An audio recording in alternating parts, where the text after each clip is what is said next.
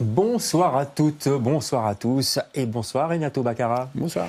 Ça va bien? Très bien. Vous avez un beau sourire en tout cas. On va commencer par 3 questions Renato. Ouais. C'est une tradition dans cette émission. Accrochez-vous. Si vous étiez une chanson, vous seriez laquelle? Il y a une chanson ou un morceau de musique? Un morceau, comme vous voulez. Alors moi j'ai une passion pour Kind of Blue, l'album Kind of Bien Blue, sûr. le morceau Blue in Green de Bill Evans et Miles D'accord. Davis. Et ça pour moi c'est le masterpiece des morceaux. On est au top. En plus, Ouais. c'est le nom de votre maison d'édition. Oui, c'est On va ça. en parler. Coïncidence? Je ne crois pas. Ouais, je sais pas.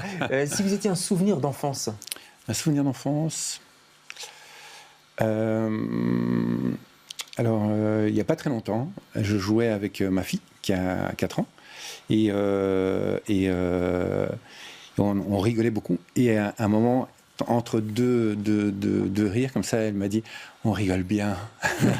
Et j'adore ce souvenir et je me dis du coup, j'espère que je suis un peu ce souvenir-là. Donc, voilà. pour son enfance à elle. Ouais. Et dernière question, si vous étiez un animal, vous seriez lequel? Un animal, qu'est-ce que ouais. je dirais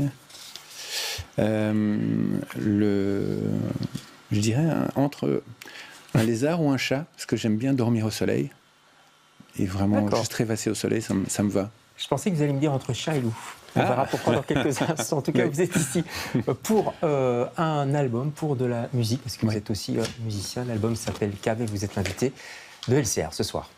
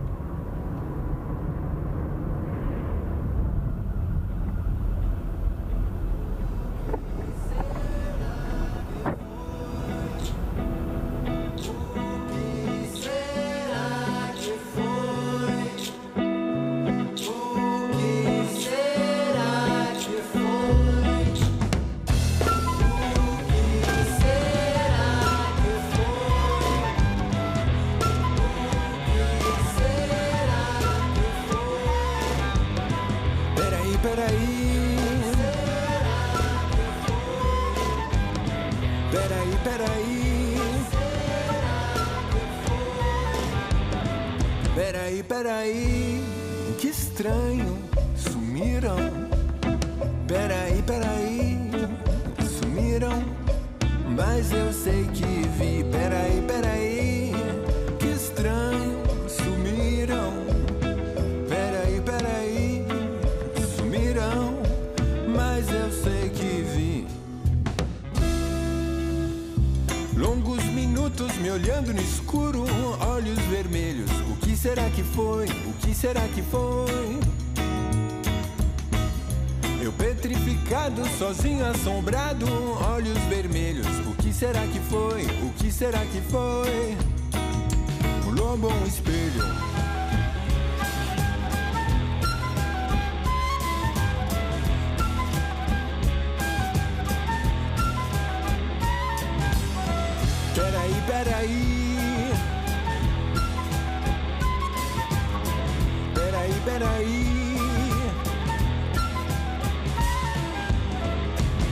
Peraí, que estranho, sumiram. Peraí, sumiram. Mas eu sei que vi. Peraí, que estranho, sumiram. Peraí. Voilà, extrait de Olhos Vermelhos. J'ai bien prononcé ça. Très bien prononcé. Parfait. Premier single de l'album Cave. Votre troisième album Ouais, solo. troisième album solo. Produit par Lucas Santana. Je voudrais qu'on voit une photo d'ailleurs de Lucas Santana parce que ce n'est pas n'importe qui. Dites-nous, il a produit qui? Ouais, c'est un artiste que j'adore depuis longtemps. Ouais. C'est vraiment, il a commencé tout jeune.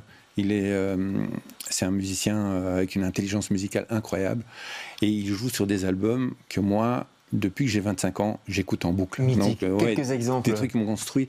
Il y a l'album Tropicalia 2 de Gilberto Gil et Caetano Veloso, je joue dessus. Il y a un concert de Gilberto Gil acoustique, le Unplugged MTV de l'époque. Ils en ont fait le MTV Brésil. Et c'est lui qui joue la flûte sur cet album-là. Et il a fait, il a une carrière solo à lui. Il est venu à Bruxelles ou vous avez été enregistré à Sao Paulo? Comment Non, ça c'est en fait c'est vraiment le destin a été très inspiré parce qu'en fait il est venu habiter, il habite à Montpellier maintenant. D'accord. Donc ça rapproche un peu. Et ça a facilité pas mal de choses. Et puis il est venu à Bruxelles on a passé 2 semaines avec lui, tout le groupe. On est 5 en tout. Ouais. Donc je peux vite les citer parce que c'est vraiment des compagnons qui c'est très heureux. Je suis très heureux de travailler. Il y a Nilo Canel aux percussions, Nicolas Yates à la contrebasse, Cécilia Pessanha aux flûtes et Dudu Prudente à la batterie. Ouais. Tout ce petit monde sera sur la scène du Marny parce que vous allez présenter l'album au Marny le 16 janvier. Donc retenez bien cette date, ça va être une ambiance brésilienne, douce, un peu de soleil, ça va nous faire du bien. Peut-être qu'il y aura de la neige en plus à ce moment-là. C'est inspiré d'une BD parce que vous êtes multifonction, un peu comme les couteaux suisses, parce que vous êtes graphiste à la fois, vous êtes éditeur, on va en parler, poète, musicien et puis BDiste. Et la BD s'appelle Entre chien et loup. On peut peut-être regarder la pochette. Voilà, elle est très belle d'ailleurs. Cette chanson s'est inspirée de cette bande dessinée? Oui, voilà. En fait, Bon, il y a eu cette période de Covid qui nous a tous freinés, on a tous beaucoup souffert de tout ça, et moi, en termes de musique, j'étais un peu... tous ces projets étaient arrêtés. Stop quoi. Ouais, voilà. J'ai eu mon petit moment où je me suis dit, en fait, il n'y aura plus jamais de musique dans le monde. C'est vrai qu'à un moment donné, on a flippé, quoi. Oui, c'était... Voilà, j'ai rangé mes guitares et je me suis dit, je vais revenir à mes premières amours en fait, au départ, j'ai fait des études d'illustration et de bande dessinée. Et donc, voilà, c'était comme retrouver un vieux pote. En fait, c'était, je me suis remis à dessiner. Au départ, c'était un exercice, donc j'ai commencé à travailler là-dessus. Et voilà, c'est devenu cette BD, cette histoire. Et 3 ans après, cette BD a inspiré une chanson qui est sur le disque. Et donc, on a choisi cette chanson pour le single. Et quand on a fait le clip, avec Tom Spirer et Elliot Bakary-Liosa, on a décidé de revenir dans l'univers de la BD. Et on a demandé à Alice Wolfram, qui est la personne qui avait posé pour le personnage de la BD, de reprendre le rôle. C'est carrément elle, d'accord. Et donc elle a été jusqu'à remettre la même salopette de l'époque. D'accord. C'est le souci du détail. Et au détail, c'est votre fils qui a tourné le clip. Oui, qui a co-réalisé. C'est pas mal. Votre fils qu'on salue, s'il nous regarde. Vous êtes en Belgique depuis l'âge de 9 ans, vous venez de la région de Sao Paulo, c'est un petit peu au sud de Rio, pour situer ce qu'on appelle la capitale économique du Brésil. Est-ce que vous pensez souvent à Sao Paulo? Parce que dans votre art, vous y êtes, quoi. Donc, oui, mais j'adore cette ville, avec toutes les contradictions que ça peut comporter. J'adore y retourner, je ne crois pas que je pourrais y habiter. Non ? Non, parce que le Brésil, c'est quand même un pays très très compliqué. C'est un pays que j'aime beaucoup, beaucoup. Il y a beaucoup de disparités. Oui, il y a beaucoup d'inégalités, beaucoup de violence, il y a beaucoup de... Peut-être moins à Sao Paulo, peut-être moins dans Si, il y a beaucoup d'inégalités, il y a beaucoup... Parce que c'est vraiment une espèce de mégalopole énorme, et vraiment la pauvreté se voit très très fort, et c'est vraiment très dur de voir ce contraste justement de grandes fortunes. Enfin, moi, je me souviens d'être à São Paulo, faire un échange d'appart et de me retrouver sur le rooftop d'une terrasse d'un appart d'un quartier un peu riche de São Paulo, et de voir tous les hélicoptères des gens qui finissent leur boulot et qui rentrent en hélicoptère, quoi. Et vraiment, c'est très très visible, hein. C'est vraiment... Donc, et dans la rue, les gens, il y a beaucoup de sans-abri, il y a beaucoup de misère, vraiment très visible à São Paulo. Mais Lula avait fait certains efforts. Vous suivez d'ailleurs l'actualité Lula, Bolsonaro, re-Lula? Oui, je suis très, très... je me sens très concerné. Ouais. J'ai envie de m'informer le plus possible. Enfin, c'est pas toujours facile. Mais c'est aussi un avantage, c'est une richesse, parce que les infos, même si les deux presses traitent le même sujet, elles ne vont pas être vues de la même façon, la presse européenne et la presse brésilienne. Évidemment. Donc c'est vraiment intéressant aussi d'avoir ces visions différentes sur des sujets qui sont autres que le Brésil, quoi. Ouais. Et oui, Lula, je crois qu'il a fait beaucoup pour le Brésil. Il a réussi à sortir beaucoup de monde de la misère, de la pauvreté. Mais c'est un pays énorme. La corruption est tellement présente. Oui, et beaucoup d'inégalités déjà... très ancienne et beaucoup d'ancrage historique aussi par rapport à l'esclavage et tout. Il y a beaucoup de choses à faire. Il y a encore beaucoup de travail. Alors votre cœur, on l'a compris, est à la fois à Sao Paulo et à Bruxelles. Ouais. Vous avez peut-être laissé d'ailleurs un ami imaginaire à Sao Paulo. Allez savoir. C'est le titre d'ailleurs d'une de vos chansons. Regardez.